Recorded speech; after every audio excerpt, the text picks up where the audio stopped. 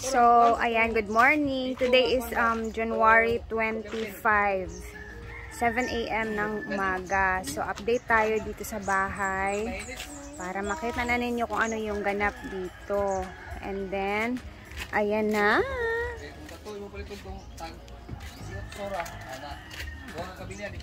So, meron na tayong mga materyales para sa haligi dyan. Ayan, si Mark is nakatoka yan siya ngayon na mayroong mga bibilihin. So, meron na tayong sand and ang gravas dito, gravas. Bali, 2 load para sa ating haligi. And then, magpoporma na sila ng haligi ngayong araw. Dito din si Diday, oh, sumama din. And then, dito tayo. Meron na dyan mga kabilya for the haligi. And then, eto kulang pa tong ating sand. Kulang pa to siya ng bali isa pang load kasi 2 load to. Isa lang tong dineliver kahapon. So, ito yung mga kahoy para sa haligi na ipoporma nila kasi semento po. Semento po yung gagawin nating haligi ngayon. Ayan ang ating mga bakal or kabilya. Ayaw sa sulod na. So, andito na. Naglagay na sila ng mga damba. Damba ang tawag dito sa atin. Ito naman is ang pangatlong para sa haligi dito sa likod. So, kahapon nila yan ginawa.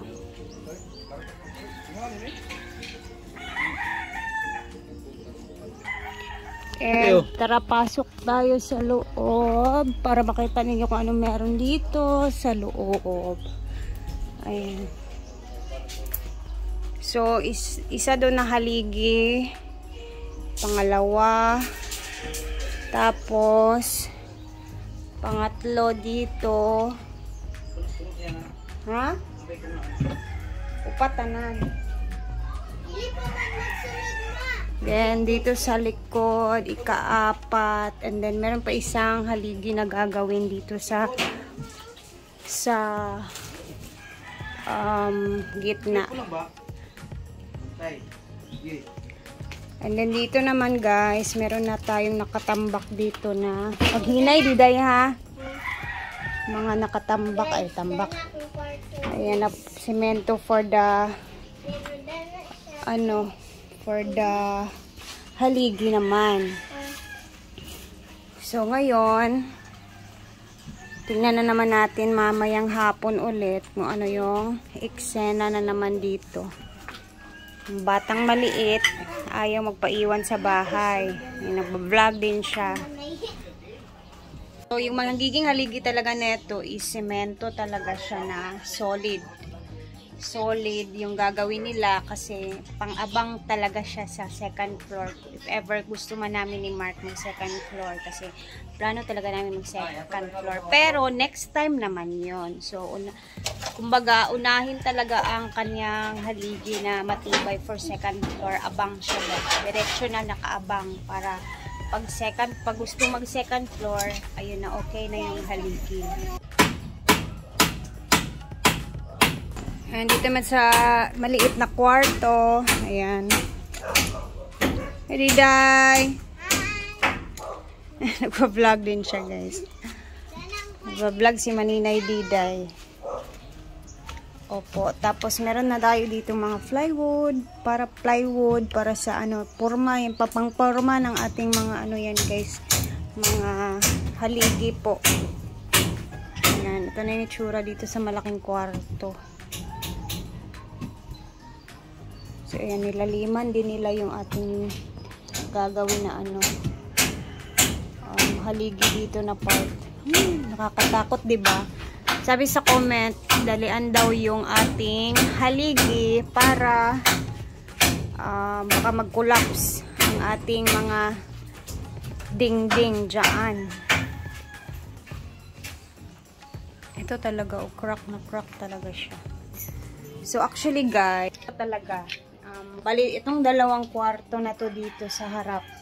Ang mangyayari dito, kasi diba naka-face siya doon sa harap. So, ang malay, eto, ayusin ko yung... So, bali, itong 2 kwarto kasi nakaharap talaga siya doon sa may daanan banda, diba? So, ito, tanggalin ang kwarto. Ito yung bago nating plano.